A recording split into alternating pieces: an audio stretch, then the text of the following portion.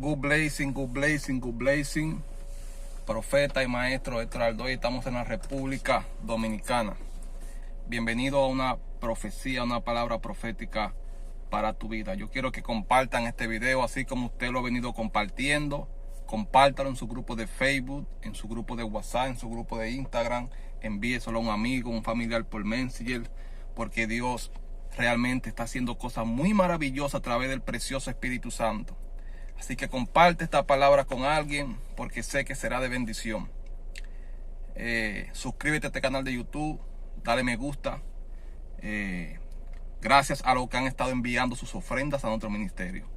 Estamos orando y declaramos multiplicación sobre cada ofrenda que ha estado llegando y sobre cada ofrenda que va a llegar. Declaro multiplicación, que Dios te multiplica 100 veces más lo que has estado enviando. En el nombre de Jesús de Nazaret lo profetizo. Vas a ver resultados. Salmo 71.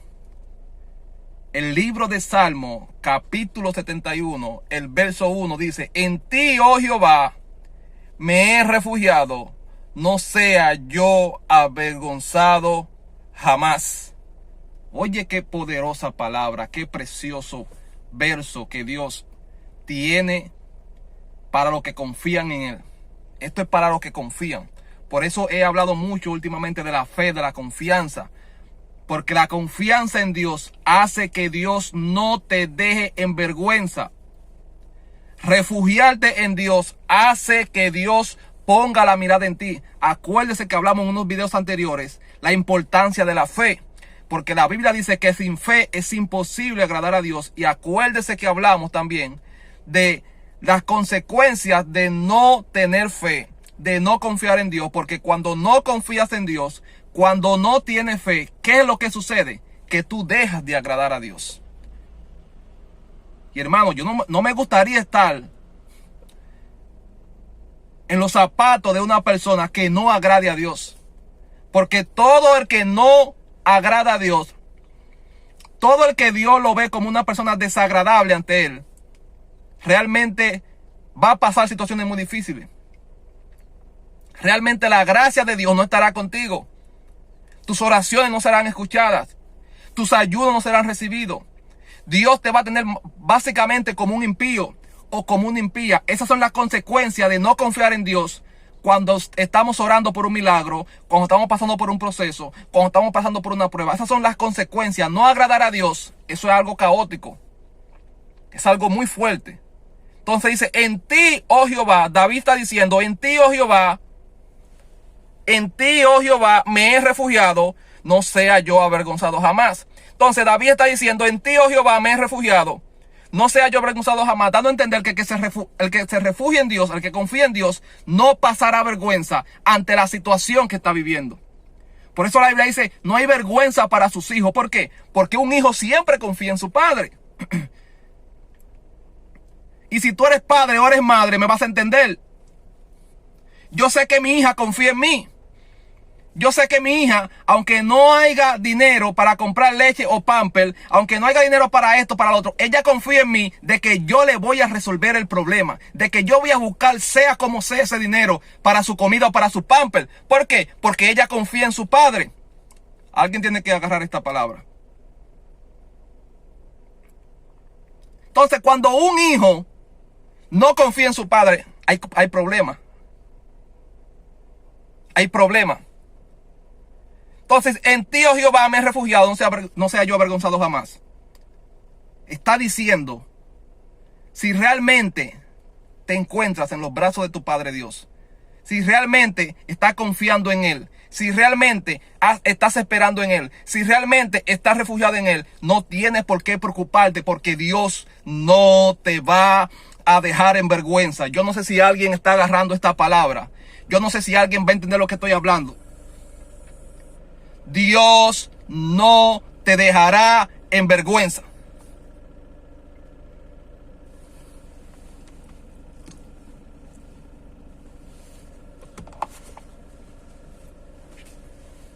Alguien alabe a Dios. No te dejará en vergüenza. Refúgiate en Jehová Dios, tu Padre, porque en esa situación que has venido pasando, tal vez en la finanza, tal vez en el matrimonio, tal vez en la salud, tal vez en tu empresa con tus hijos, Jehová Dios no te dejará en vergüenza. Por él está diciendo, yo no voy a dejar en vergüenza a los que se refugien en mí. A los que yo vea que están refugiados en mí y que entienden que el único que puede resolver su problema soy yo, dice Dios. Eso es cuando realmente tú te refugias en los brazos de tu Padre. Cuando tú entiendes y no le das importancia a los recursos, no le das importancia al médico, no le das importancia a la rebeldía de tus hijos, no le das importancia a la crisis económica mundial, sino que tú dices, bueno, yo no sé cómo está la situación, si está fuerte o demasiado fuerte, pero yo confío en que Dios me va a resolver. Espíritu Santo, gracias. Espíritu Santo, gracias. Vamos, yo quiero que compartas este video ahora. Vamos, ve y compártelo ahora. Ve y compártelo ahora. No me dejes sin compartir, por favor.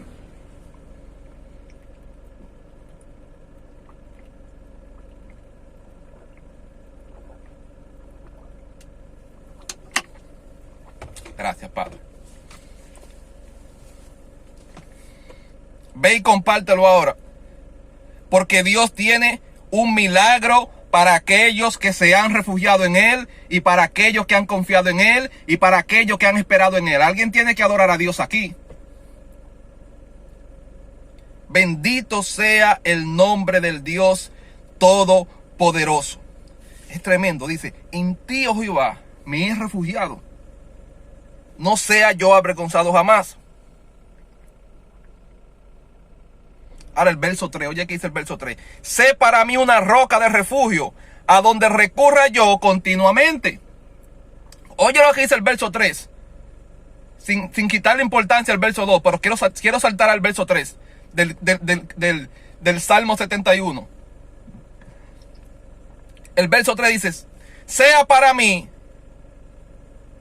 una roca de refugio a donde yo recurra continuamente. O sea, David está diciendo que el secreto para refugiarse en Dios es buscar a Dios continuamente. No hay otra manera de que tú puedas refugiarte en Dios cuando no lo buscan continuamente. Alguien tiene que adorar a Dios. La roca es Jesucristo. El Nuevo Testamento presenta a Jesucristo como la roca. Por eso Jesús le dice a Pedro, sobre esta roca fundaré mi iglesia. Está hablando de Él. La iglesia está fundada en cimiento de Jesucristo. Por eso David, desde antes de llegar el Mesías por primera vez, ya estaba profetizando sobre Jesucristo, sobre la importancia de buscar continuamente a Jesús. Dice, sé para mí una roca de refugio. O sea que tu refugio debe estar en Jesús, en Dios.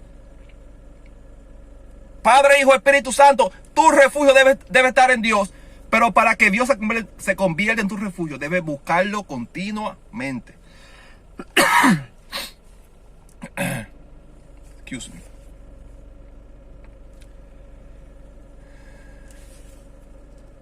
Debes buscarlo continuamente. Sé para mí una roca de refugio a donde recurra yo continuamente.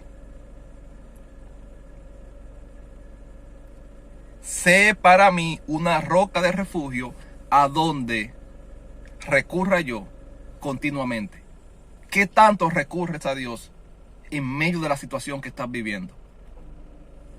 Porque hay gente que la mayoría de cosas, de tiempo que pasa en medio de su proceso, es quejándose, diciendo no entiendo a Dios, diciendo no entiendo por qué tengo que pasar por esto, no sé qué hice para merecer esto, por favor ayúdenme y por favor no sé qué hacer. Y sé una roca a donde yo, de refugio, a donde yo recurra continuamente. ¿Dónde es que tú tienes que recurrir continuamente? Es en tus rodillas, buscando a Dios. Ese es tu roca, tu refugio. Buscando a Dios continuamente. Porque la única manera de que te refugies y que no te quedes en vergüenza, porque Dios no te dejará en vergüenza, Dios no dejará en vergüenza a los que se refugian en Él. Dios no dejará en vergüenza a los que lo buscan continuamente. Dios no dejará en vergüenza a los que confían en Él, a los que han esperado en Él, a los que han sido fiel con Él. Alguien tiene que entender esto. Dios no te quiere dejar en vergüenza. La mayoría de personas en el evangelio que pasan por vergüenza y que quedaron mal con la renta de la casa y que quedaron mal con esto y que están enfermos y que no salen de un proceso es porque no están buscando, refugiándose en la roca continuamente. La mayoría de ustedes buscan a Dios continuamente cuando el problema ya viene.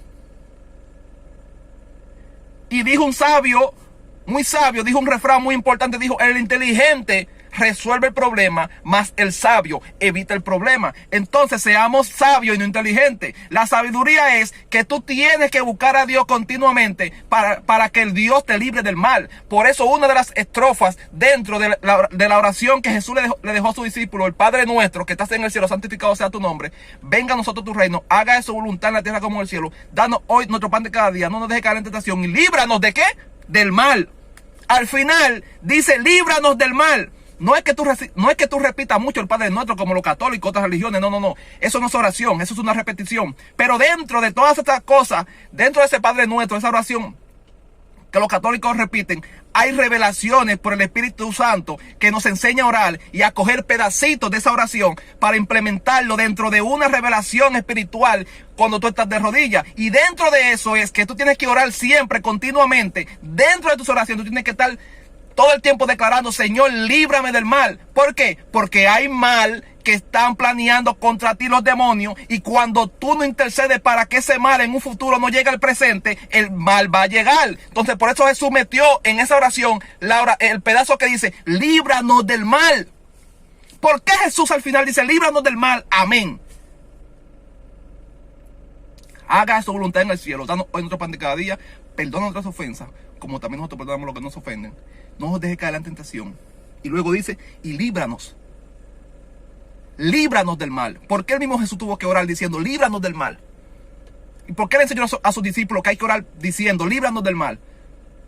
Entonces hay gente que no sabe orar, no entiende cómo orar, y por eso está pasando por muchas situaciones. Pero para eso Dios me puso aquí, para enseñarte, para profetizarte, para guiarte en lo profético. Alguien tiene que alabar a Dios.